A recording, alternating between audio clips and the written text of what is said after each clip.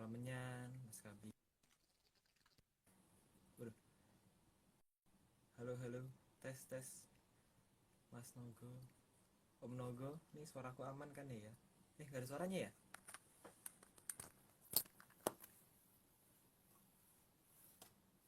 Halo, halo, halo.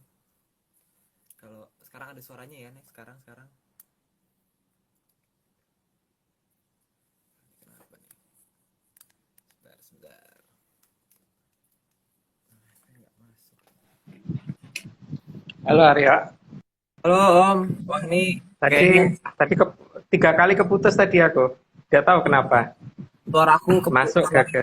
suaraku kecil nih Om. Sebentar ya, aku mau ambil Ya, headphone. oke. Ya, ya.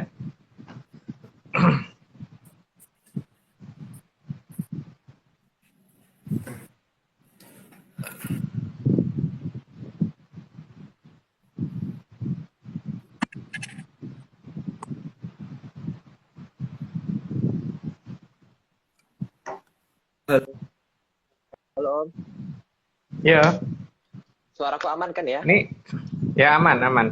Tinggal Oke. si Aima ya. Iya, Aima. tinggal ya Aimanya. Kira-kira kita hari ini ada spoiler nggak Om? Kita mau bahas tentang apa nih hari ini? Bahas kan sudah ada judulnya di itu. Jadi kan sudah ada spoilernya kan. Sudah ada judulnya di flyer. Wah ini, waduh, nggak mau ada ini ya. Wah ini kalau dilihat ada bendera Indonesia. Oh ini ya Om ya, masih turut merayakan hari ulang tahunnya RI toh Om ini. Dalam, Dianggap aja begitu ya. Wais. Dianggap aja begitu. Waduh, dianggap saja begitu berarti wah ada arti mendalamnya nih. Wah seru banget nih pasti nih. Seru banget nih. Coba nanti ya, pelan-pelan. Soalnya kan kalau langsung lompat-lompat nanti pada bingung. Iya betul Om. Ini mana nih Aima kok? Aimanya belum hadir. Pakai akunnya Mas itu kan? Rahadian.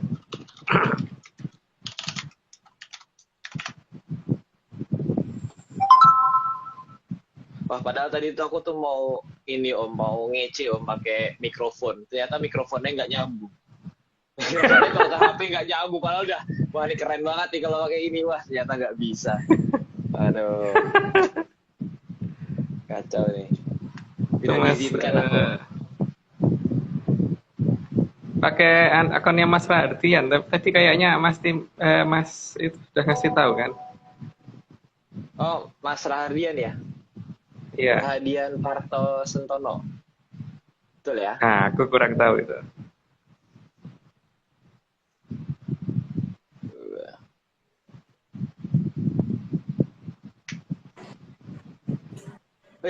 Waduh. Halo.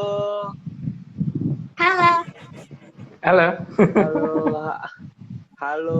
Nama, boleh kenalan dulu? Manggil apa ya? Dede Aima.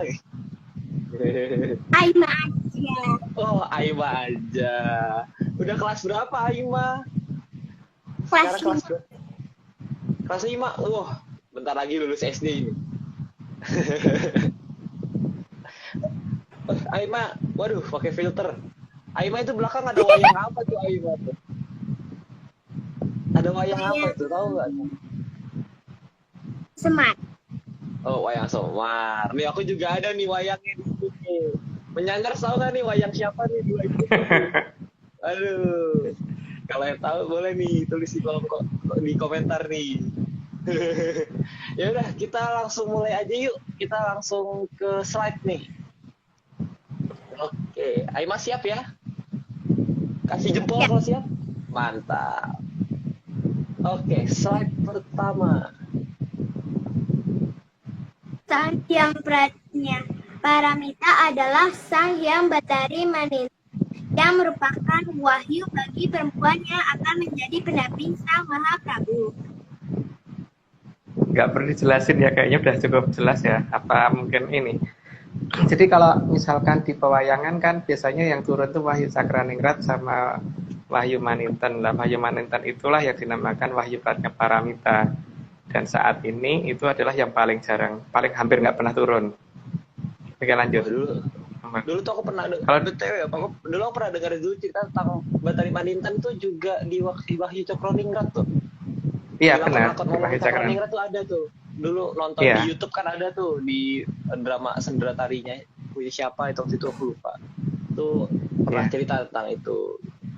Kita langsung Sama ini Aryo, ke kan apa tuh? memang beliau ininya toh, apa namanya, yang pasangannya Wahyu Cakraningrat kan memang sang yang dari Maninten itu. Jadi memang ya kalau dia turun pasti berdua biasanya, tapi semenjak beberapa saat yang lalu itu nggak pernah turun lagi gitu loh. Nah ini kan yang mungkin akan kita coba, kira-kira apa sih yang bikin beliau nggak pernah turun. Oke, monggo lanjut dulu ya. Nah, oke boleh. Ini slide kedua. Perempuan yang sanggup ketempatan Wahyu Sang Hyang Pratnya Paramita tidak bisa sembarangan, karena harus sanggup menjadi pendamping Sang Mahaprabu, serta bisa dan sanggup mengendalikan Sang Mahaprabu. Jadi kalau dikatakan di sini bahwa sebetulnya pusat kekuatan justru malah ada di Sang yang Bathari Manintennya ini ya, bukan di Wahyu Cakraningrat. Jadi Wahyu Cakraningrat malah tidak akan sanggup mengalahkan sifatnya Paramita seharusnya. Jadi di sini yang kadang mungkin malah tidak terlalu jelas di cerita pewayangan. Tapi kalau misalkan mendapatkan pakem yang seperti kita gitu, kita menemukannya begitu, bahwa dari Maninten itulah yang mengatur sifatnya Paramita, yang mengatur Wahyu Cakraningrat secara betul. Jadi, supaya Wahyu Cakraningrat dalam memerintah itu tidak asal gitu. Oke, lanjut dulu. Oke, boleh. Selain harus bisa mengendalikan Sang Mahaprabu, juga harus sanggup berkomunikasi langsung dengan Sang Hyang Bathari Kanastran, agar setiap langkahnya bisa selaras dengan alam. Ini gambarnya nggak tahu gambarnya siapa ya. Yang jelas asal ambil. Yang jelas bukan, tidak seperti itu ya wajahnya seharusnya. Jadi kalau dalam struktur kadewatan yang pernah kita ungkap waktu itu, posisi Sang Hyang Bathari Kanastran itu kan wujud perempuan pertama ya, yang sebagai perempuan remaja pertama. Itu yang menjadi istrinya Sang Hyang Bathara Ismaya nantinya kan. Setelah itu ya. Nah, di sini Bathara Ismaya kan nanti yang akan ngawasi si Mahaprabunya, sementara Pratnya Paramitanya langsung di bawah perintah dari Sang Hyang Bathari Kanastran. Maka harus punya jalur ke situ, kalau tidak ya tidak bisa. Gitu. Itu kata pewayangan yang kita terima ya. Berarti sepasang gitu ya Bathari Kanastran dengan Bathara Ismaya gitu ya, Sang Hyang Bathara Ismaya dengan Sang Hyang Bathari Kanastran itu sepasang itu untuk Mahaprabu dan Maharatu gitu ya. Iya. Boleh. Nih langsung nih ke ketiga nih, slide ketiga. Selain harus bisa mengendalikan Sang Mahaprabu, juga harus keempat. Keempat, bukan ketiga. Keempat. Sang Pratnya Paramita juga mempunyai pamong yang bernama Limbuk dan Cangi. Limbuk merupakan pengejauhan tahan dari Sang Hyang Bathari Kanastran, dan Cangi adalah pengejauhan tahan dari Sang Hyang Bathari Langkung Suwiri. Dengan Sang Pratnya Paramita dengan Sang Pamong akan selalu dekat seperti halnya Punokawan dengan Sang Satrinya.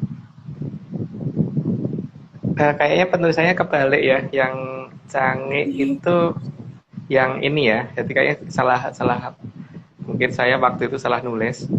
Jadi yang benar ya, yang Cangi itu yang Bathari Kanastran, yang Limbuk itu yang Sang Bathari Langkung Suwiri. Karena di sini kenapa beliau turun menjadi wajah seperti itu? Karena kalau turun dalam bentuk aslinya nggak ada yang ngalahin. Cantiknya mereka nggak ada yang ngalahin.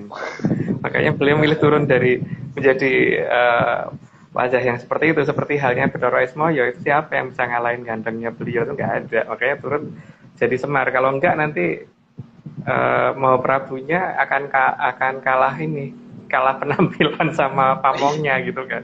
Begitu juga dengan Maharatunya akan kalah pamor dengan, maka turun jadi Punakawan, berubah wujud jadi seperti itu supaya ini ya, pusat perhatian itu ada yang dimomong beliau berdua itu. Kita lanjut dulu. Berarti meluruskan aja, berarti yang Cange itu yang Sang Hyang Betarikan Astren berarti ya? Ya, sini tadi kebalik nggak sih? Apa kok yang salah denger kali ya? Atau kayaknya udah bener kok ternyata. Oh, ini kebalik ya? Lanjut. Oh ya kebalik ya, Limbo yang Betarikan Astren di sini, saya kebalik. Ya. Saya yang salah nulis itu. Lanjut ya. Maka yang kesempatan Wahyu Pratnya Paramita harus benar-benar sanggup mengendalikan Sang Mahaprabu dan sanggup melakukan apapun demi terjadinya ketentraman alam raya. Ya di sini memang berarti harus mempunyai kekuatan lebih ya. Jadi bukan hanya perempuan yang menunggu di rumah gitu tuh tidak. Jadi hanya menunggu komando dan sebagainya tidak. Karena di sini apa-apa kan berakhiran dengan, ya di sini tanah air aja kita ngomongnya kan Ibu Pertiwi ya, bukan Bapak Pertiwi gitu. Contohnya itu ya. Jadi memang posisi wanita itu sangat di atas. Jadi kalau di tradisi yang saya ngerti ya. Tapi nggak tahu, tapi sekarang emang beliau nggak pernah turun. Setelah ada perubahan keadaan nggak pernah turun lagi. Gimana Aryo?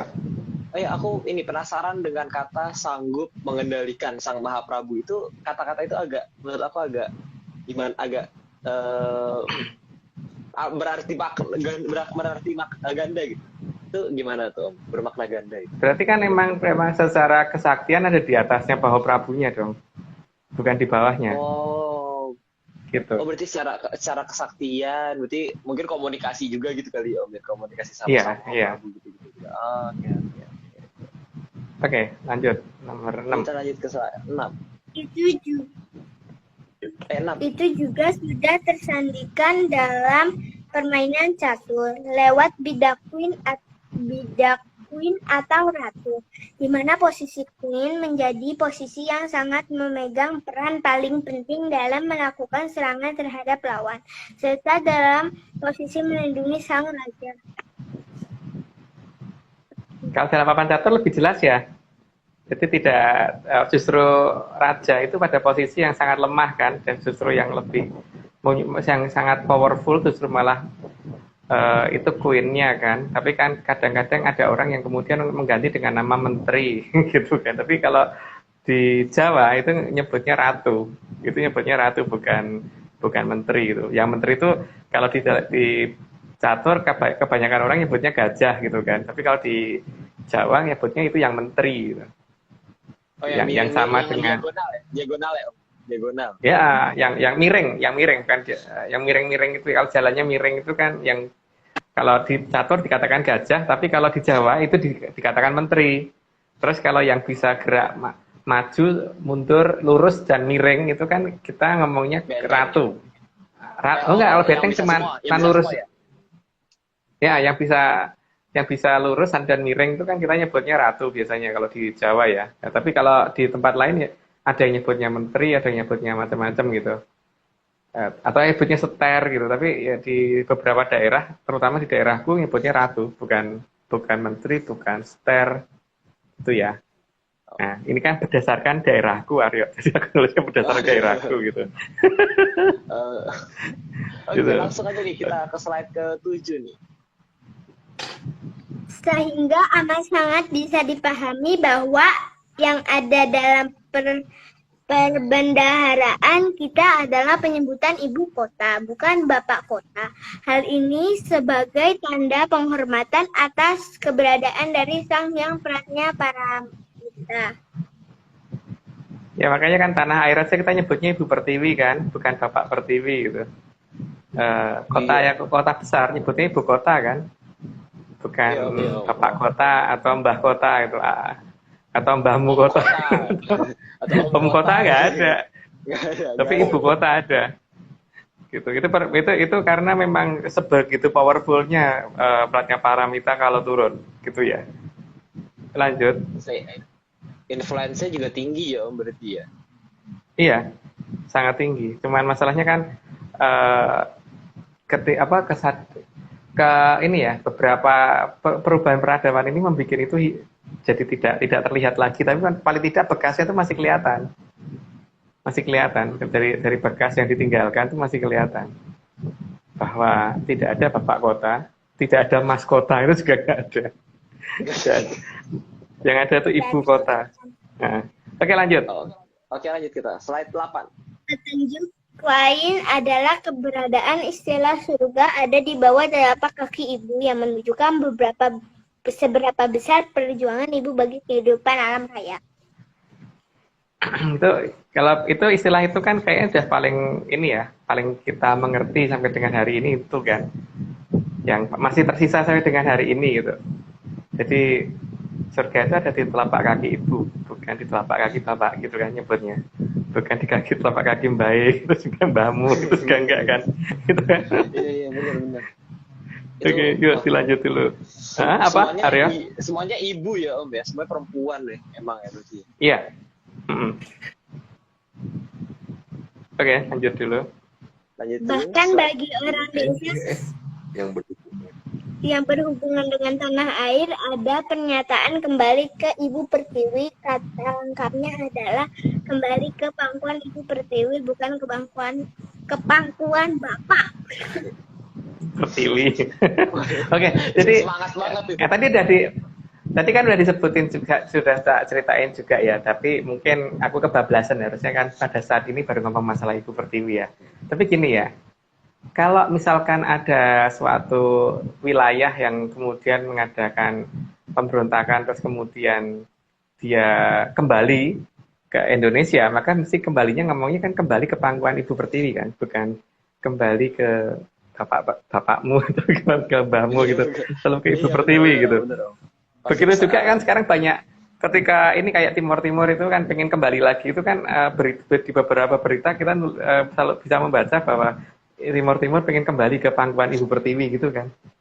Iya Om. Iya kan. Itu ibu loh ya yang diutamakan di sini. Tapi aku mungkin jadi ingat ini Om, apa ini berhubungan sama yang kemarin Eko Pratolo itu Om, kan ada Sang Hyang Betari Pertiwi yang jadi itu salah satunya. Iya, makanya kan dari Eko sampai ke saat itu semuanya perempuan, yang 8 doang yang bukan, gitu kan, yang laki-laki cuma di Eko 8 sih, di terakhir, di ke-7. Di Sabto. Oke, dilanjut dulu. Oke, kita lanjut dulu. Bahkan bagi orang desa seperti kami di Atlantis Research Center, jika akan melakukan hal-hal penting, selalu memohon bantuan ke Ibu Pertiwi dengan cara menepuk tanah 3 kali lalu memohon bantuan kepada Ibu Pertiwi. Ya, itu biasanya kan Arya juga ngelakuin kan curang seperti itu. Jadi sebelum masuk kuliah, kalau ada tes atau apa kan biasanya gitu kan, dodok dulu, sentuh tanah 3 kali. Setelah itu entah gimana curang kan itu, ayo ya ngakuin nggak, kalau tes terus mungkin ada yang ngasih tahu ya nggak, jadi tiba-tiba bener aja jawabannya gitu kan. Aku nggak enak Om kalau ada teman kuliahku yang ternyata nonton juga gitu.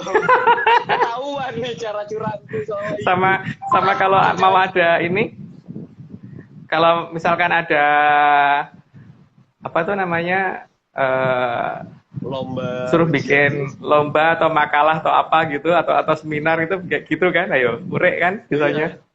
Langsung nyentuh ke tanah 3 kali, wah itu udah paling gitu. Semenangan kan kalau kan lomba debat dan sebagainya, artinya begitu kan, dan nggak pernah kalah kan. Ya udah, aku takut. Ya wes. Oke. Kita dilanjut. Slide 11. Sehingga sebutan bagi Ibu Pertiwi menyangkut semua hal yang berhubungan dengan tanah air. Ya. Kalau itu udah jelas ya, tanah dan air pasti itu bersangkutan dengan Ibu Pertiwi. Nah di sini sebenarnya nanti problemnya ada apa dengan tanahnya dan ada apa dengan airnya, sehingga beliau kok tidak kembali sampai dengan hari ini, itu kenapa gitu kan. Ya. Oke, dilanjut Aima. Maka dalam penghormatannya bagi sang pratnya Paramita, warna bendera negara kita ini menempatkan warna merah di atas warna putih dan kemudian sang merah putih dikibarkan setinggi mungkin. Sudah jelas ya bahwa ini kalau negara lain kayak Polandia mungkin kebalik ya, putih merah, kalau kita kan merah putih. Merah. Ya, kalau kita merah putih. Jadi ada dua hal sebenarnya di sini yang diceritakan, tapi yang satu mungkin saya nggak akan cerita ya. Tapi yang kedua itu kan jelas ya, merah itu pertanda dari apa, sementara putih pertanda dari apa, itu semoga pada ngerti deh. Semoga ngerti. Tapi yang jelas putih itu ada di bawah. Iya. Tapi yang putih ada di bawah, bukan di atas. Gitu seharusnya kalau benderanya bener loh ya. Kalau bagiku kan negara Indonesia yang bener, bukan Polandia yang bener gitu. Nggak boleh kebalik. Sempat kebalik juga nggak boleh itu. Iya. Wah itu semoga menyanners bisa mengerti ya. Ini kode. Tapi kita nggak bisa memberikan. Shandi. Yang merah harus di atas. Dan yang tidak bisa kita jelaskan secara detail, tapi semoga mengerti gitu. Itu ada hubungannya dengan kenapa pratnya Paramita nggak kembali. Oke, lanjut. Oke, lanjut kita. Nomor 13 ya. Iya. Ya, 13. Warna putih sebagai lambang kesucian pada bendera terlihat diletakkan di bawah. Berarti ada sesuatu hal yang disucikan dan disembunyikan oleh sang pemberani atau sang merah. Ya, ini kan yang kedua yang akan kita bahas ya. Kalau yang pertama kan enggak. Jadi kan ada dua arti sebenarnya. Tapi dua arti itu sebenarnya selaras. Cuman yang kedua itu artinya begitu. Berarti ada yang disembunyikan di bawah sesuatu. Yang berwarna putih ini lagi disembunyikan. Oke, lanjut dulu. Kebiasaan orang di negeri kita saat menyebut air bersih yang jernih dan bening dengan sebutan air putih. Ya. Tapi warnanya Kenapa? Warnanya apa? Warnanya putih. Iya, warnanya bukan putih, warnanya bening kan?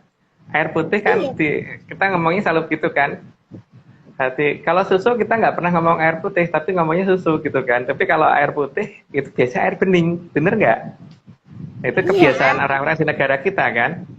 Sehingga yang dikatakan putih di sini berarti ada air suci yang disembunyikan gitu kan, yang sedang disembunyikan. Air putih gitu, tanda kutip putih ya, air suci gitu. Iya, iya. Kalau bahasa Inggris jadi aneh, white water gitu jadi mineral water gitu kan. Gitu tuh. Iya, itulah orang sana beda dengan kita. Wah, memang. Kita lanjut dulu. Ini kayak pembahasannya mirip banget sih, slide 15. Ya, oke. Yuk, dilanjut. Air bening, kata air putih juga sebagai sebutan ke air yang benar-benar putih dan bermanfaat bagi kehidupan. Jadi kalau air putih, air bening ya, yang dimaksud air putih kan berarti air bening untuk negara kita itu, bahwa air putih atau air bening itu adalah sesuatu yang sangat bermanfaat untuk kehidupan, karena itu bisa untuk bersih-bersih, bisa untuk mandi, bisa untuk diminum, dan untuk yang lain-lain, untuk masak dan sebagainya gitu. Jadi kehidupan kita itu sangat tergantung dari air itu. Cuman air itu ada yang dimaksud air yang mana sih gitu. Oke, lanjut dulu. Nomor 16. Selain itu, air jernih juga bisa digunakan untuk menghilangkan kotoran dan membersihkan kuman atau bakteri yang ada. Jadi, posisi keberadaan air bersih sangatlah vital bagi kehidupan. Ya. Inilah dia, makanya memang ini harus dicari kan. Yang dimaksud tuh apa sih sebenarnya, air apa ya, yang dan di mana ya itu posisinya gitu. Yang membuat tidak datangnya kembali sih pratnya Paramita semenjak cukup lama lah, hampir 500 tahun ini. Lanjut, Aima, nomor 17. Oke, lanjut kita. Beberapa mata air selama ini sengaja dibiarkan oleh leluhur ada di peradaban kita. Tujuannya adalah agar kita tahu dan menjaga keberadaan sang mata air tersebut. Maka biasanya di dekat mata air terdapat pejangkiangan. Di sini kan memang untuk menguji kita kan sebenarnya bahwa ini kalau diadakan mata air yang airnya keluar cukup bersih ini akan kita rawat apa enggak, akan jadi rebutan apa enggak, akan jadi tempat berantem atau enggak gitu kan. Bisa rukun apa enggak, terus bisa dijaga apa enggak. Kalau ini bisa dijaga maka nanti sumber yang lebih besar akan dibuka lagi gitu kan. Oke lanjut. Oke, lanjut. Harapan leluhur adalah agar kita benar-benar mampu menghargai dan merawat alam dengan benar, supaya aliran air bersih bisa abadi sebagai kehidupan yang ada di bumi. Itu harapan dari leluhur kan, kita benar-benar bisa menghargai keberadaan air bersih itu tadi apa enggak, air suci tadi bisa dihargai enggak. Karena aliran itu benar-benar diperlukan oleh seluruh makhluk hidup dan termasuk manusia ya. Jadi bukan hanya manusia tapi seluruh makhluk hidup yang ada di bumi. Nah makanya sebelum itu semua dimunculkan dalam skala yang lebih besar, maka ujian kecil-kecil gitu pasti akan ini. Nah kalau nanti kan beliau akan memutuskan sendiri, kira-kira akan dibukanya kapan gitu kan. Oke dilanjut, Aimah nomor 19. Maka leluhur mengajari kita agar bisa menghormati aliran kehidupan dengan cara mengajari sesaji untuk menjaga dan merawat aliran tersebut. Di tempat-tempat yang seperti itu, terutama mata air, biasanya memang ada dangyang atau ada hapsari yang jaga biasanya. Atau malah kadang-kadang lebih dari itu, doran-doran-dari atau widodoro-widodari yang jaga. Maka di sini kan kemudian nenek moyang kita, leluhur kita tuh sudah ngajarin kita bagaimana sih atur sesaji ke mereka supaya mereka tuh mau menjaga itu mata air tadi supaya kelangsungan kehidupan di sekitar mata air itu bisa terjaga.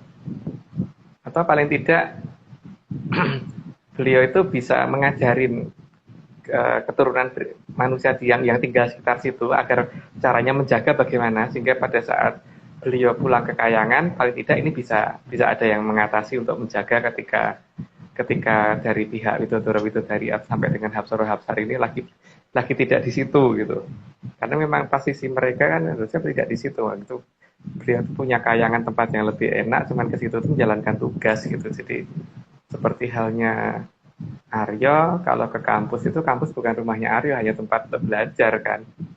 Iya, bukan rumahnya. Ada kalanya Aryo pulang ke rumah, tapi ada kalanya juga pengen lihat kampusnya seperti apa kan. Malah pernah nginep di kampus gitu. Ya, atau mamahnya Aryo itu kalau ke kantor itu kan kantor bukan rumah, tapi yang namanya tempat kerja di situ, tapi rumah bukan di situ gitu kan. Kalau dihitung dari persentase waktu pasti tinggal di rumah sama tinggal di tempat dan berada di kantor itu pasti lebih banyak tinggal di rumah bukan tinggal di kantor kan. Nah, di situ berarti memang harus ada yang diserahin kan, harus ada tanggung jawab yang diberikan ke manusia yang di situ. Atau kalau kalau di kantor itu paling tidak harus ada satpam yang jaga di sana lah, atau OB yang ikut bantu bersihin gitu. Ada dan CCTV anak buah yang juga ada CCTV juga gitu kan. Nah, itulah cara kerja di mereka. Cuman di sini kan cara menghormati kepada yang punya tempat itu memang harus ada kan langkah-langkahnya. Oke, lanjut dulu. Nomor berapa? 20 ya berarti. Nomor 20. Leluhur juga mengajarkan urutan kata-kata sopan agar manusia lebih menghormati alam dan menghormati aliran kehidupan, agar semua yang ada di dalam alam ini bisa lestari dan bisa lebih indah. Kata-kata ini dibakukan menjadi mantra-mantra khusus agar manusia tahu sopan santun dan paham akan hierarki alam raya. Ya, Kak. Ini makanya tiap daerah pasti akan beda karena bahasanya juga pasti akan lain. Bahkan mungkin di daerah yang bersebelahan itu pasti biasanya juga beda. Karena yang namanya mantra atau sandi itu biasanya diberikan ke beberapa orang khusus untuk mengadakan kontak dengan dangyang di situ, entah dari hapsaro-hapsari atau widodoro-widodari dan yang lain di sana. Tapi paling tidak biasanya ada satu yang atau dua orang gitu yang diberitahukan cara-cara untuk menghubungi beliau itu, terutama di kondisi-kondisi darurat, karena mungkin kalau misalkan ada pihak lain yang mengganggu atau berusaha merusak wilayah itu, supaya masyarakat bisa melapor. Sedangkan ketika si Dangyang tidak ada di sana, berarti cara menghubunginya itu kan ada caranya gitu kan, ada langkahnya, ada tradisinya bagaimana menghubungi beliau, walaupun mungkin tidak dari tempat itu, tapi paling tidak karena mungkin tempat itu sedang dalam kondisi bahaya, mungkin lagi ada kelompok lain yang pengen merusak di sana, maka paling tidak ada yang bisa melaporkan sehingga yang pengen mengganggu tadi jadi tidak jadi gitu loh, atau bisa gagal karena si Dangyang datang dan akhirnya bertindak. Tapi untuk beberapa tempat saat ini kan bahkan mantra komunikasinya itu sudah tidak ada ya. Yang itu yang saya sangat sayangkan ya, sehingga akhirnya ya beberapa mata air mulai mati satu gitu kan, yang sudah kelihatan. Beberapa daerah yang tadinya subur juga berubah gitu. Ya itu mungkin untuk kondisi itu semoga tidak berlanjut-lanjut, tapi moga-moga menjadi lebih baik lagi di kedepannya. Oke, lanjut dulu Aiman. Namun jangan lupa bahwa leluhur menempatkan posisi putih ada di bawah, sehingga kita harus menyadari adanya aliran suci yang sangat menunjang kehidupan yang sedang disembunyikan oleh leluhur kita. Peluru nyebutnya aliran air suci ya. Jadi kalau dikatakan suci itu kan benar-benar harus dijaga. Kalau dijaga itu berarti kalau beliau memperkirakan bahwa ada satu peradaban, ada satu tradisi yang kemudian tidak akan mempertahankan itu, maka pasti akan disembunyikan. Nah, aliran yang disembunyikan ini bersamaan dengan tidak turunnya sifatnya paramita, masih seperti itu yang terjadi. Jadi di sini adalah di mana posisi aliran itu sebenarnya di beberapa surat kuno ya sudah jelas tertulis, cuman secara lokasi mungkin kalau tidak jeli mungkin tidak akan paham kira-kira ada di mana sih tempat penyembunyiannya itu. Kan di sini yang disembunyikan bukan aliran yang 1-2 meter lebarnya dan bukan 1-2 meter panjangnya gitu, tapi menyangkut daerah yang sangat luas dan sangat panjang. Sehingga, dan itu aliran yang deras, bukan aliran yang tidak deras, harusnya begitu ya. Oke, lanjut dulu Aiman. Kita juga harus paham bahwa ibu kota sebagai pusat pemerintahan seharusnya tidak jauh dari aliran yang bisa membawa kehidupan tersebut. Aliran itu ada dan biasanya dibangun berhadapan dengan keraton kalau zaman dulu. Makanya kalau di Serat Pedalangan kan selalu dikatakan ya namanya keraton itu ngayonaken Bandaran Agung, mengkerahkan wukir gitu kan, menghadap ke pelabuhan, membelakangi gunung. Dan di sini berarti aliran di depan kerajaan itu adalah aliran yang mereka anggap suci gitu, yang mereka anggap harus bersih dan tidak boleh ternoda. Sehingga kalau misalkan mereka menyadari bahwa leluhur itu menyadari generasi di bawah nanti ada yang tidak akan menjaga aliran tersebut, maka pasti harus disembunyikan dulu pada batas waktu tertentu. Nah, aliran yang disembunyikan ini nantinya juga pasti akan dibuka kembali, tapi pada saat yang dianggap tepat oleh leluhur supaya tidak jatuh ke orang yang nantinya hanya akan menodai aliran tersebut gitu. Itu lanjut dulu Aiman. Hilangnya aliran suci bagi kehidupan juga ditunjukkan dengan tidak turunnya sang hyang pratnya paramita selama ini, karena air suci tersebut sebagai syarat turunnya sang hyang pratnya paramita. Itu ada di Serat Pedalangan ya, ada di cerita wayang kulit Jawa di serat-serat yang awal. Jadi kan kalau di Pedalangan itu, di Serat Pedalangan kan dibagi atas ketika jagat belum gelar, jadi maksudnya di Tantra Pagelaran ya. Dan setelah jagat digelar, sebelum jagat digelar itu kan berarti cerita mulai dari Sang Hyang Ogrobesti sampai dengan ketika bumi akan ada, dan setelah itu baru setelah bumi ada gitu kan. Nah ini ada di Tantra Pagelaran, artinya kalau diurut berdasarkan urutan zaman, berarti kan kalau kita membagi zaman itu untuk zaman yang ada di bumi itu dari 3 zaman kali, masing-masing zaman kali 7 zaman kolo, 1 zaman kolo 3 mongso kolo, 1 mongso kolo 100 tahun matahari. Nah di sini masalahnya cerita ini ada di sebelum zaman kali yang pertama, jadi bukan di zaman kali yang pertama atau yang kedua atau yang ketiga, tapi sebelum zaman kali yang pertama. Jadi kalau ada yang bisa menemukan itu ada di Serat Tantra Pagelaran yang sebelum digelarnya Jagat Raya tentang cerita ini. Lanjut dulu. Karena berdasarkan cerita pewayangan Jawa, yang akan ke tempatan beratnya Paramita harus pernah meminum sang Amertasari atau air suci. Itu sudah pernah ya sudah jelas tuh, kok bukan sudah pernah ya, sudah jelas bahwa cerita itu ada, dan makanya ada beberapa perlambang. Makanya sampai sekarang kan orang juga menganggap kalau bisa mengumpulkan air dari 7 sumur gitu kan, mengumpulkan air dari 7 mata air, atau mengumpulkan air dari 7 pancuran dan sebagainya gitu.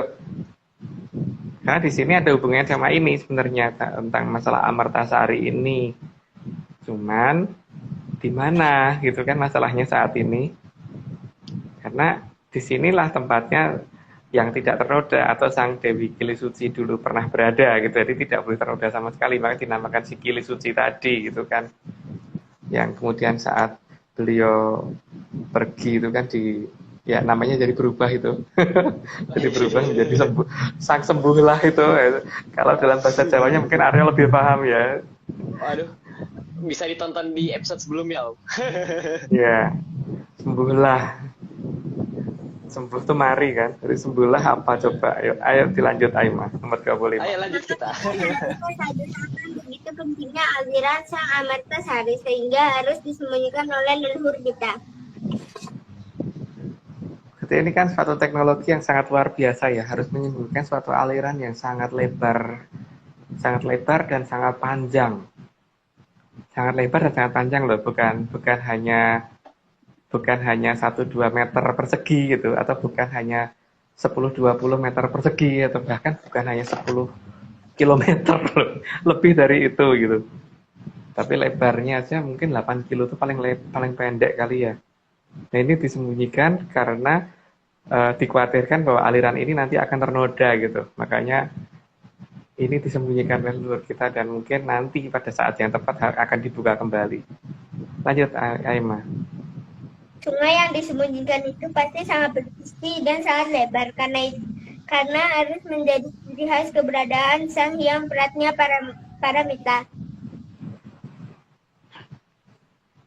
Sudah cukup jelas ya seharusnya ya, bahwa ada sungai besar, ada aliran yang sangat lebar, sangat besar, dan mempunyai arus yang sangat cukup deras, dan aliran itu adalah aliran air yang sangat bening dengan kandungan bakteri yang hampir nggak ada, dengan kondisi yang sangat jernih, dan air yang sangat sejuk, dan memanjang ada di suatu wilayah yang saat ini tidak bisa kita lihat, karena posisi dalam bendera merah putih itu warna putih disembunyikan di bawah, gitu.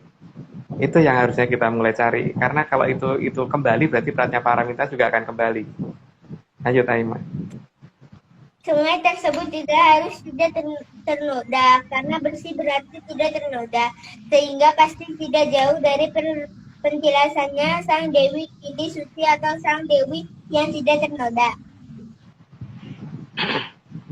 Kalau itunya tadi saya kecepatan sudah terlanjur bahas yang ini ya, tapi yang jelas pada dasarnya yang kita harus tahu ini adalah aliran yang sangat bersih, sangat bening, dan sangat menunjang kehidupan, bahkan mungkin bisa menyembuhkan penyakit kalau perlu, bahkan bisa menghilangkan penyakit-penyakit yang dianggap bahaya dan yang tidak bisa diatasi oleh pengobatan masa kini, dan ini disembunyikan. Jadi ini seharusnya kan kalau di seratnya jangkanya Serat Joyoboyo kan berarti dengan munculnya ini maka yang dikatakan wabah ya atau pagebluk itu akan berakhir. Harusnya begitu. Kalau yang berdasarkan beberapa serat lama ya, pagebluk seperti kan kalau Ronggo Warsito kan nulisnya besok bakal pas Pindu Kencono itu akan ada wewe putih gegaman tebu wulung ngabraseng wedon lah sih. Wedonnya inilah nanti yang akan dihilangkan dengan keberadaan si air suci tadi gitu kan. Harusnya kan begitu ya. Kalau berdasarkan dari beberapa serat lama yang pernah kita tahu ya Aryo ya, tapi yang nggak pernah kita tahu ya nggak tahu. Yang pernah kita bahas lah pokoknya sebelumnya kan ya Om, itu aku udah sering banget tuh denger yang apa wewe putih gegamane tebu wulung apa aku lupa lanjut. Ngabraseng wedon. Ya itu kan syaratnya Ronggo Warsito. Udah sering Cuman banget di sini di series ini maksudnya udah sering banget di atas series udah sering banget disebutkan gitu. Iya. Nah di sini kan masalahnya kan sebagai titik akhir pagebluk kan itu. Masalahnya kan di situ. Makanya coba aja ini nanti apakah betul apa tidak. Jadi kalau seharusnya dengan kemunculan aliran bersih tadi, aliran yang bisa memberantas semua penyakit tadi, itu muncul kembali gitu kan. Ya kita tunggu itu kan. Ya, dan semoga ini segera kembali. Dan ini harusnya segera kembali karena memang diperlukan supaya berhentinya pagebluk gitu kan. Oke, dilanjut. Haimo. Sehingga nama Gunung Putri sangat layak dicurigai sebagai daerah yang pernah menjadi pinggiran aliran Sang Amertasari yang sedang disembunyikan oleh leluhur. Jadi kan ketika perginya Sang Kili Suci waktu itu kan berarti kan pasti ada tempat untuk berpamitan lah. Di tempat berpamitannya itu kan kemudian dikenal sebagai nama itu kan. Kalau di beberapa yang cerita dari yang kita dulu gitu. Tapi kan ini tidak tertulis di dalam sejarah resmi. Tapi ada dalam cita-cita nenek moyang kita dulu kan Aryo, paling tidak. Cuman mungkin ya apakah Aryo mengalami cerita itu apa tidak itu tentang masalah kerajaan Kediri, kerajaan Putri Kedi Putri itu yang kemudian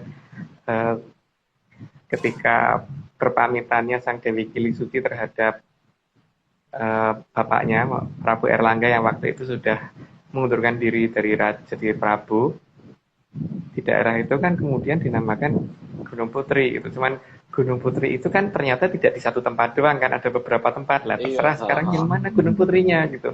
Tapi untuk alirannya kita bisa mencari dari beberapa nama wilayah yang di dekatnya kan, bahwa aliran Amertasari itu ada di daerah ini dengan alasan apa gitu kan.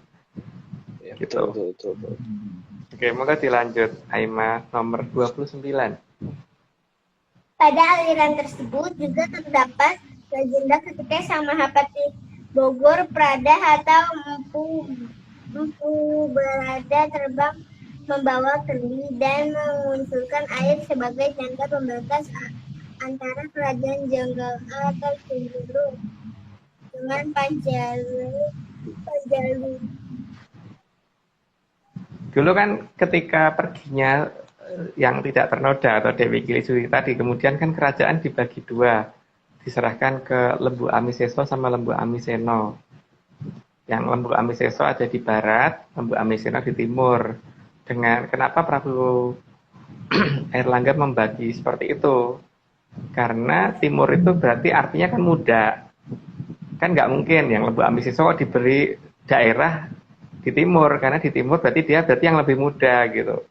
Cuman masalahnya pada waktu itu kan kemudian terjadi perang besar karena Lembu Amiseso atau Lembu Amiluhur itu tidak terima karena beliau yang lebih tua kenapa mendapat wilayah yang lebih sempit gitu.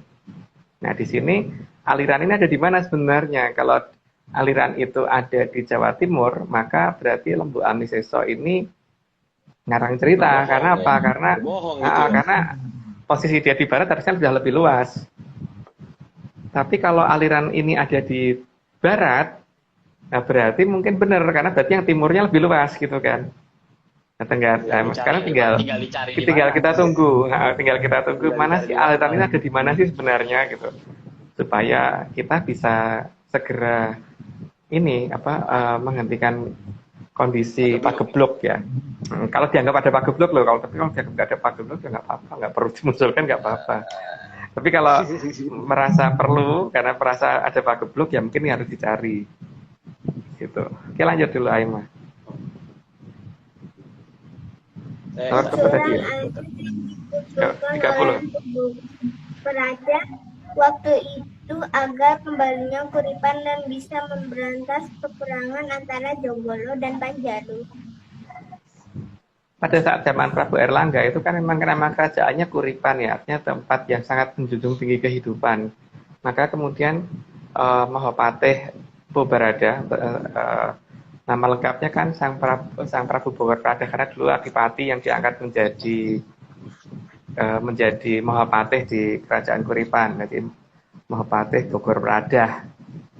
Nah, Mahapatih Bogorprada itu dulu kemudian untuk menjaga supaya tidak ada pertempuran, maka mengucurkan air pakai kendi, terbang melintasi menyusuri ya, dari, kalau pernyataannya sih dari utara ke selatan, ngucurin air supaya orang dari Panjalu tidak bisa nyebrang ke Jenggala, dan dari Janggala ya, janggal, aneh, janggal A, jonggol O, atau kata, kalau orang pakai bahasa Kawi ngomongnya jonggolo, jonggol O, tapi kalau orang pakai bahasa Sansekerta ngomongnya janggal A. Itu supaya tidak bisa nyebrang, dan kedua prajurit dari kedua kerajaan supaya juga tidak bisa nyebrang gitu, sehingga aliran ini disebut aliran suci karena bisa memberantas terjadinya peperangan besar yang terjadi di wilayah itu. Nah, sekarang seharusnya kita mulai berpikir di mana sih tempatnya Empu Bogorprada ini, Sang Mahapatih Bogorprada itu kira-kira asalnya dari mana ya gitu kan. Kita lanjut Aima. Sehingga sejak dikucurkan namanya air kendi oleh Sang Mahapatih Bogorprada, maka nama aliran Amertasari berubah nama menjadi Sungai Berantas. Ini sudah cukup jelas ya, karena tujuannya adalah memberantas peperangan waktu itu, supaya kehidupannya benar-benar terjaga gitu kan. Dan masa iya sih aliran suci dipakai untuk tempat perang, itu kan nggak boleh. Makanya waktu itu kan yang diperintahkan Prabu Erlangga hanya dua kemungkinan, bahwa ini ditutup aja, atau mereka nggak boleh nyebrang, dibikin nggak bisa nyebrang dengan kemampuan dari Bobarada, sehingga tidak bisa prajurit dari Panjalu tidak bisa nyebrang ke Jenggala, dan Jenggala nggak bisa nyebrang, Janggala nggak bisa nyebrang ke Panjalu itu. Maka dikatakan sebagai sungai untuk memberantas peperangan atau sungai berantas gitu kan. Sehingga aliran itu yang nantinya namanya Amertasari berubah menjadi Sungai Berantas. Kata wayang gitu ya. Oke, kata cerita wayang. Lanjut. Karena aliran itu pernah untuk memberantas perang, maka alirannya pasti sangat kencang. Jadi bukan air yang alirannya lambat. Kalau alirannya lambat, dengan gampang orang bisa nyebrang, kapal kecil aja atau orang berenang bisa gitu kan. Tapi supaya perang itu tidak bisa terberantas, maka orang baru mulai mau nyebrang ke bawah arus gitu kan, harus begitu kan. Terbawa arus dan ke pinggir lagi, ke wilayah dia lagi gitu. Maka ini pasti aliran yang sangat kencang, sangat-sangat kencang, bukan aliran yang sangat lambat. Makanya kan dalam ini beberapa serat kuno kan juga dijelaskan bahwa akan kembalinya sungai besar atau dikatakan Segoro Tanggung yang alirannya itu sangat kencang gitu loh. Jadi dikatakan kata-katanya kalau nggak salah itu banter kenceng sampai ke arah pesisir gitu loh. Alirannya sangat kencang sampai menuju ke arah pesisir gitu. Jadi alirannya sangat-sangat deras, sangat-sangat deras, dan itu sangat-sangat lebar juga. Jadi kan kalau cuman kenceng doang, tapi kalau lebarnya cuman bahasa 100 meter, mungkin dengan teknologi zaman itu juga masih bisa nyebrang gitu kan. Tapi kalau ukurannya sudah minimal di atas 8 km lah, itu baru mungkin nyebrang juga susah. Karena alirannya kenceng, terus kemudian lebarnya juga iya gitu kan. Nah, inilah yang harusnya dikembalikan aliran ini untuk kembalinya Sang Pratnya-Paramita supaya mau turun lagi gitu. Supaya aliran ini ada lagi dan Pagebluk kalau toh ada bisa berhenti. Lanjut dulu. Langsung aja nih kita lanjut nih. Ya, Ini tiga. tadi kayaknya udah. Selain alirannya deras, juga dapat dipastikan sangat lebar sungai Berantas tersebut, sehingga akan sangat sulit diseberangi agar bisa menghentikan perang saudara waktu itu. Sudah cukup jelas ya, maka dikatakan segoro tanggung gitu. Maka di sini diceritakan akan kembalinya tanah Jawa kapecah jadi kedua kalinya gitu kan.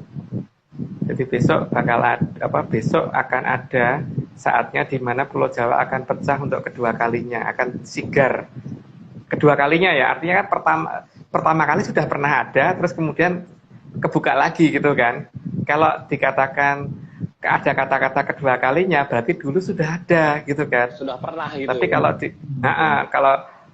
cuma dikatakan bahwa besok tanah Jawa pecah jadi loro gitu, atau pecah jadi dua gitu doang, berarti itu belum pernah terus akan terjadi. Tapi kalau dikatakan bahwa tanah Jawa akan pecah jadi dua untuk kedua kalinya, ada kata-kata untuk kedua kalinya, berarti dulu sudah pernah ada, tapi ditutupi terus sekarang mau dibuka kembali gitu kan. Ya, dilanjut, Aima. Maka ada tabir khusus juga yang menutupi keberadaan Sungai Berantas yang didirikan oleh Sang Dewi Anggraeni Sekar Jati dengan Sekar Taji. Terusnya bawahnya masih ada.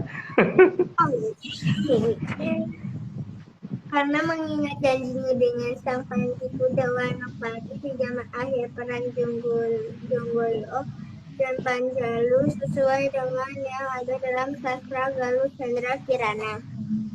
Ya, di sini kan kadang-kadang banyak orang yang keliru ya nyebutnya Sekar Taji. Taji itu artinya laki-laki loh.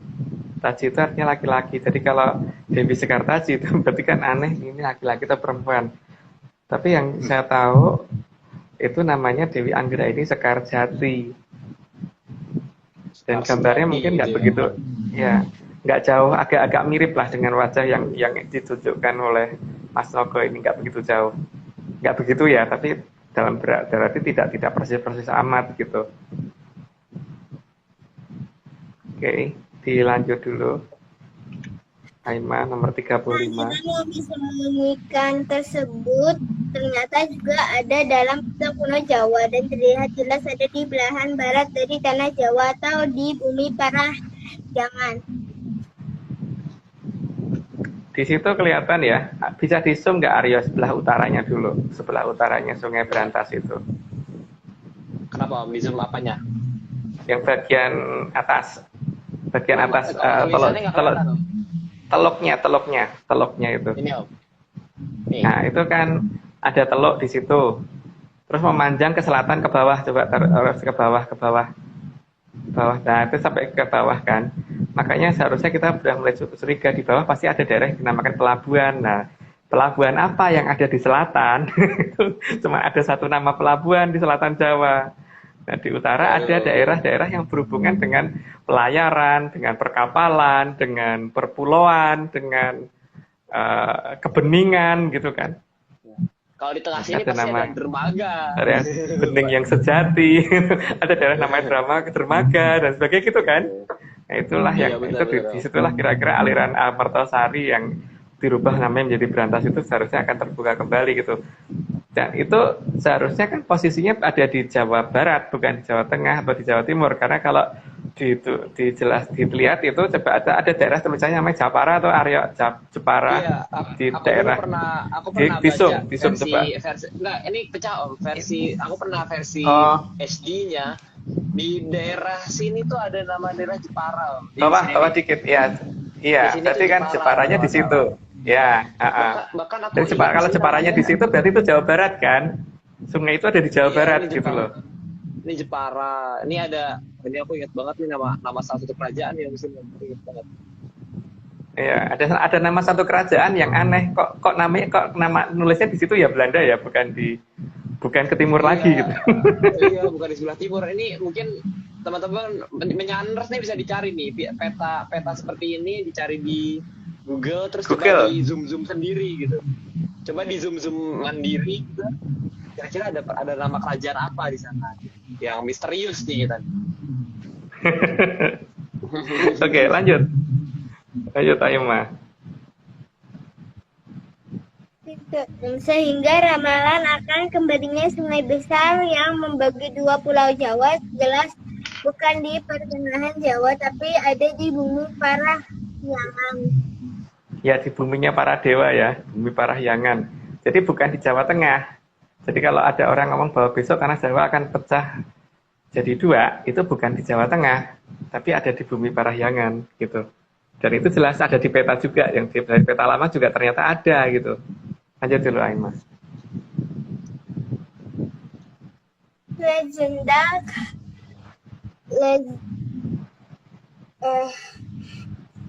Legenda kembalinya sungai besar itu sudah dijelaskan oleh Sang Hyang Batara Wisnu saat menitis ke Sang Mahaprabu Sri Aji Jaya Baya dalam serat Jangka Jaya Baya. Dengan sangat jelas loh, Aji Jaya Baya sudah menyatakan jelas bahwa besok tanah Jawa akan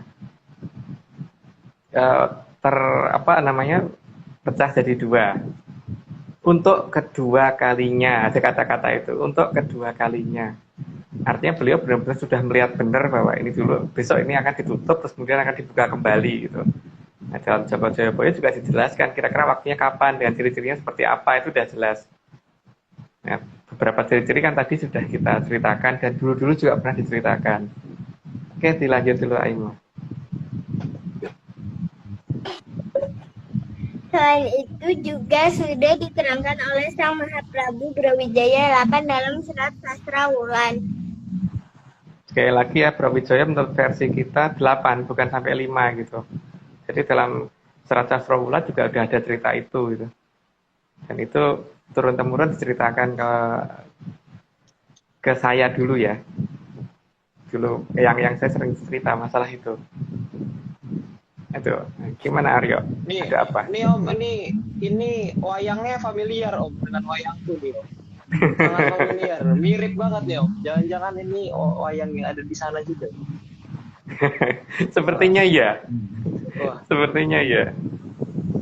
mirip sekali nih wayang ini.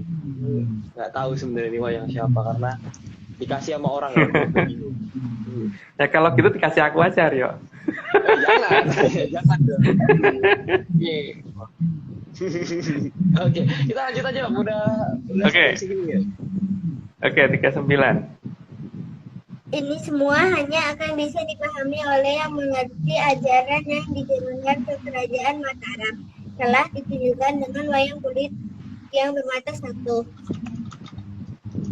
Kalau wayang kulit itu kan yang melestarikan kerajaannya yang terakhir itu kerajaan Mataram kan, dan dalam kerajaan Mataram itu dijelaskan bahwa semua satrio, semua dewa, semua dewi, semua Bedoro Bedari, semua raja-raja dan sebagainya pasti matanya satu, bukan dua. Lanjut Aima, biar cepat selesai. Pak Pula. Dalam wayang kulit yang diturunkan di kerajaan Mataram sangat jelas yang digambarkan bermata dua adalah butuh, sehingga para satria dan dewa digambarkan bermata satu, bukan sebagai alasan karena dilihat dari samping, tapi agar manusia paham secara menggunakan mata satu. Kan jelas kalau dikatakan bahwa itu digambarkan dari samping sehingga kelihatan matanya satu. Nah, tapi kalau begitu berarti nggak ada gambar ini dong seharusnya. Iya kan? Ini aku juga harusnya nggak ada dong kayak gini. Wayangnya mata dua. Iya. Yang mata dua itu pasti bukan Terah Dayang Katon gitu. Terah Dayang Katon kan manusia. Tidak seperti itu penggambarannya kan. Matanya satu nih Om kalau Gitu. misalnya ini ya. Iya, satu kan. Satrio tuh. Iya, satrio satu. Oke, lanjut Aima. Amrapegi Rawuhin Kamulyani Sang Kencani Tribuana. Ya, itu tidak perlu dijelaskan karena itu hanya pernyataan dari kita bahwa tugas yang ini sudah kita sampaikan gitu aja toh. Oke, apalagi? Sudah. Sudah. Iya. There's nothing in here. Look. Weh, pinter. It's not in the paper ya. Ya, Aduh, bagus banget nih. Berarti wah, makin menarik nih ya bahasannya. Oke, semakin jurus nih kayaknya. Semakin mendetail tentang pembukaan pembukaan si mata air berantas ini ya Om ya. Berarti ya makin di sini ya. Ya, aliran yang memberantas sesuatu yang tidak baik gitu kan. Jadi termasuk aliran yang akan memberantas pagebluk gitu kan. Karena kalau di zaman Panjalu dan Jonggolo gitu kan itu kan memberantas peperangan. Tapi mungkin untuk pembukaan yang kedua kalinya nih kita nggak tahu ya, mungkin memberantas sesuatu yang pagebluk. Pagebluk lah, pagebluk itu apa? Ya nggak tahu. Pokoknya katanya itu yang akan menghentikan pagebluk gitu kan. Tergantung kita menganggap pagebluknya apa gitu kan. Gitu. Terus apa namanya? Ini masih satu rentetan ya, minggu depan masih sambungannya dari ini gitu Aryo. Karena kan waktu kemarin kan ada yang nanya, kenapa kok nggak ini diceritakan minggu depan apa temanya gitu.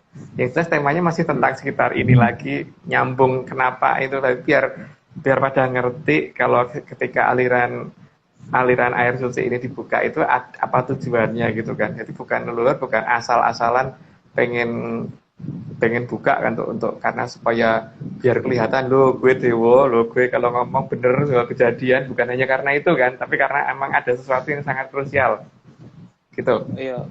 Berarti minggu depan masih Sangku Spot Tajem ya Om ya materinya. Masih rangkaian itu. Sangku Spot Tajem. Wah, menarik banget nih. Nih Menyanners disimpan dulu tanggalnya, jangan kemana-mana. Jam 9 ya Om, seperti biasa ya Rabu. Minggu depan Pak Marius sudah balik belum ya kira-kira ya? Wah, itu semoga Pak Marius bisa ya dilancarkan lah pekerjaan di sana ya Om ya. Kita nggak tahu kita minggu depan sudah bisa kembali atau tidak. Yang pasti kan kita juga harus minta oleh-oleh ya Om ya. Maksud saya gitu. Jadi kalau misalkan belum pulang tapi oleh-olehnya cepat pulang gitu loh. Oleh-olehnya cepat pulang dulu gitu. Oleh-olehnya itu aku juga mau gitu dari sana. Wah, kalau gitu apa kita sudahi dulu nih Om hari ini. Ya, oke, kita segitu dulu. Oke, berarti makasih banget nih buat Om Dani Argi gitu untuk yang menggambar ya Om, kalau nggak salah dari Om Dani Argi. Ya. Dani gambarnya keren banget hari ini. Terus juga makasih kepada Om Iwan, Mas Nogo, terus juga ke Mas Rahardian nih anaknya boleh dipinjem jadi pembaca rahasia dulu nih hari ini jadi pembaca. Gak ngantuk Aima gak ngantuk ya? Oh iya, Aima jam 10 gini belum tidur. Enggak, tidurnya pagi. Kok tidurnya pagi? Waduh. Karena kalau malam nggak bisa tidur, apalagi kalau siangnya tidur, nggak bisa tidur sama sekali seharian. Weh. Hebat. Wah, nih. Tapi sekolahnya jangan telat-telatnya, jangan telat nih kalau tidurnya pagi. Dia kan sekolahnya dari rumah. Di masa kini sekolah dari rumah. Jadi nggak mandi pun nggak ketahuan sama gurunya, jadi buka doang. Mandi ketahuan, nggak pernah mandi deh. Waduh. Oke. Jadi teman rekan Menyanners jangan lupa minggu depan kita ada sesi yang ke-67 ya, bener ya? Wah, 67. Udah minggu ke-67 dan kita masih akan membahas tentang Sang Puspa. Lanjutan dari ini. Lanjutan dari ini. Dan ya sekian nih dari Atlantis Series. Dadah, salam menyan semua. Dadah. Udah kaget.